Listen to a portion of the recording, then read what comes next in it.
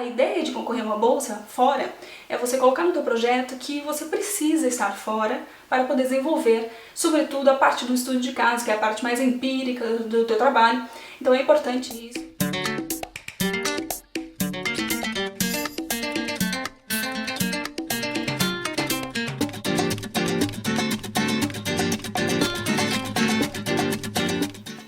Olá pessoal, tudo bem? Hoje nós vamos falar sobre bolsa de estudos. Eu recebi algumas mensagens perguntando qual é a minha experiência em relação a ser bolsista da CAPES, então acho que pode ser interessante para você que está pensando em vir estudar fora, mas não tem condições financeiras de pleitear os seus estudos. Então concorrer a uma bolsa brasileira pode ser uma boa ideia, mas é preciso organização em primeiro lugar. Acho que é o primeiro passo para se concorrer a uma bolsa, é ser muito organizado, é estar atento aos editais que são lançados em alguns períodos do ano. No meu caso, eu consegui a bolsa apenas um ano depois, então eu me planejei bastante para conseguir uma bolsa de doutorado. Não foi nada fácil, porque eu comecei a concorrer em 2009 para uma bolsa europeia, depois eles me colocaram em lista de espera, depois eu tentei uma bolsa portuguesa, eles me colocaram em lista de espera depois, e aí eu decidi concorrer a uma bolsa da CAPES e acho que foi a melhor coisa que eu fiz, porque eu passei em terceiro lugar na minha área, porque eu consegui adequar o meu projeto às áreas que são carentes no Brasil em relação à pesquisa. Então acho que essa é outra dica importante, para além da organização, estar atento aos editais e etc, é você adequar o teu projeto de acordo com aquilo que está muito carente no Brasil, ou seja, áreas que não estão sendo estudadas. No meu caso era a área de recepção televisiva versus novas tecnologias. Então eu acho que esse é são dois passos importantes, é organizar o teu material e, em segundo lugar, adequar o teu projeto para aquilo que a CAPES, ou CNPq, ou qualquer agência de fomento necessita estudar. Portanto, áreas carenciadas, áreas de pesquisa que você percebe que no Brasil não é possível estudar, ou seria interessante um olhar de fora, um olhar do exterior. O objetivo principal nesse caso é cobrir essas áreas. Foi isso que foi falado, foi isso que foi perguntado durante a minha entrevista. Então, cronologicamente, contando a minha história, eu concorri à bolsa da CAPES em setembro de 2010. Eu vi o edital no início do mês de setembro de 2010, eu vi o edital no site. E até o final do mês, até o dia 27, acho eu, era preciso enviar uma série de documentos, entre eles cartas de recomendação, carta do tutor no Brasil, carta do tutor aqui fora, ou seja, o seu futuro orientador, e principalmente um projeto que deveria ter a volta de 10 páginas. O meu projeto anterior tinha 3 páginas, porque eu tinha pleiteado a bolsa em Portugal, que era uma plataforma onde exigia caracteres e era mais ou menos 3 páginas. Eu aumentei o projeto, e sobretudo eu direcionei o meu projeto para Portugal. Eu direcionei só o meu estudo de caso, por exemplo, era feito todo em Portugal, não era feito nenhuma parte no Brasil. Quer dizer, isso é que é importante, é você comprovar que você precisa, que você necessita estar fora para desenvolver aquela pesquisa. Então não adianta você fazer um projeto maravilhoso, que seja muito importante, que a área até seja uma área carente no Brasil, mas que no Brasil você possa desenvolvê-lo numa universidade. A ideia de concorrer a uma bolsa fora é você colocar no teu projeto que você precisa estar fora para poder desenvolver, sobretudo a parte do estudo de caso, que é a parte mais empírica do teu trabalho. Então é importante isso, acho que isso vocês têm que ter muito em mente, é uma dica essencial. Eles me perguntaram isso na entrevista. Na minha época, não sei como é que está agora o processo, era preciso uma entrevista.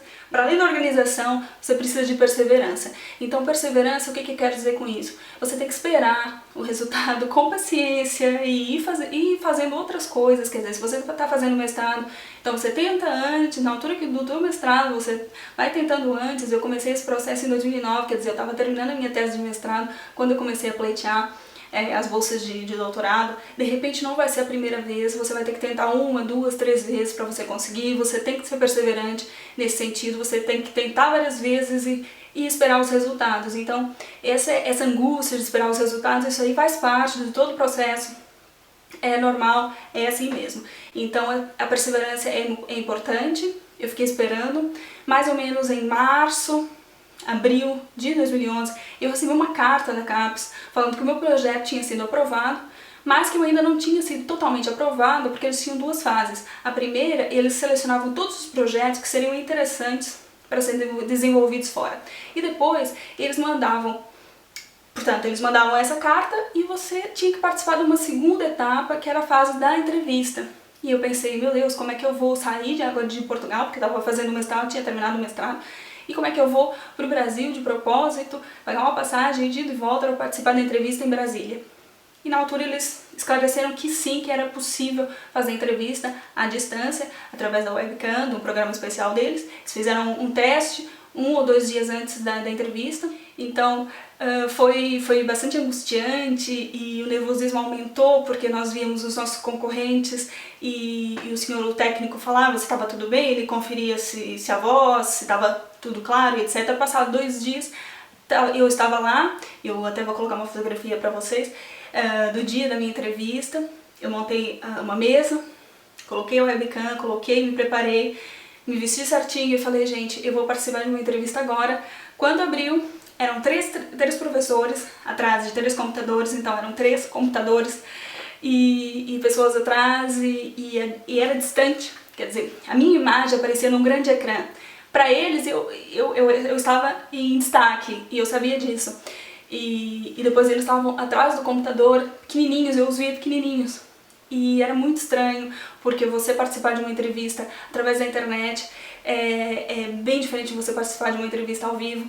Então foi houve muito nervosismo envolvido, mas correu bem. Então eu fui contando um pouco da minha história, um pouco daquilo que eu contei pra vocês naquele vídeo anterior, das minhas pesquisas, dos projetos que eu me envolvi, do próprio envolvimento completo com a Universidade de Coimbra, enfim. E correu bem, passado um mês e meio, eu recebi o aceite final da universidade, peço desculpas, o aceite final da Bolsa de Estudos da CAPES. Fiquei muito contente, porque eu já estava fazendo doutorado. Eu comecei fazendo o primeiro ano porque eu estava esperando, como eu falei, o resultado de uma outra bolsa, então eu fui começando o doutorado. E depois, em 2011, eu ia entrar para o segundo ano e comecei a receber da CAPES em agosto de 2011. Portanto, a minha experiência é essa. Durante todo esse período, os 3 anos até agora, minha bolsa acaba agora em agosto de 2014, durante todo esse período o pagamento foi feito de uma forma muito correta. Eu tive todo o apoio da CAPES para tudo, desde taxas escolares, eles cumpriram todos os prazos, eles organizaram tudo, enviaram os papéis adequados para a Universidade de Coimbra. Então eu acho que todo o meu processo foi muito tranquilo com a CAPES.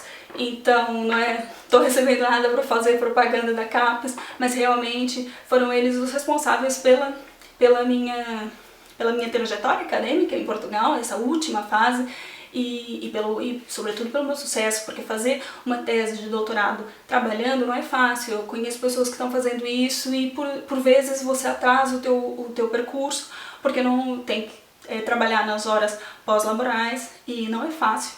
Não é fácil estudar nesses horários, porque de repente você tem a tua vida pessoal também que você tem que administrar ao mesmo tempo. Então uma tese, como o pessoal que está fazendo tese sabe, que consome o nosso tempo de uma forma incrível. Quer dizer, não estamos falando só da parte das leituras, do fazer, do pesquisar e do comprometimento com a universidade, com o comprometimento pessoal, profissional. E de repente até se você está afastado, se você já é professor, se você está afastado da tua instituição, de você voltar com o teu título, esse comprometimento pessoal e a atenção, a própria atenção de estar fazendo uma tese envolve toda uma atenção. E se você tem uma atenção que é financeira, realmente dificulta bastante o teu processo. Então, já falei da organização, ficar de olho nos editais, a perseverança, a adequação do projeto, que foi a primeira coisa que eu falei que eu acho que é essencial, é a primeira dica que eu tenho para vocês, é você adequar o teu projeto. Precisarem de alguma dica para fazer o vosso projeto de mestrado ou projeto de doutorado, escrevam aqui nos comentários embaixo, mandem uma mensagem pelo Facebook. Eu vou ter o maior prazer de responder. E acho que é isso. O projeto de mestrado, eu vou gravar um vídeo pra vocês só falando do projeto de mestrado, de doutorado. Vou mostrar o projeto pra vocês e vou falar das etapas básicas. A minha orientadora costuma dizer que é uma receita de bolo, não tem nada que saber. O objetivo é você conseguir cumprir aquelas etapas metodológicas. Então é isso. Espero que vocês tenham gostado. Se inscrevam no canal. Até a próxima. Tchau, tchau.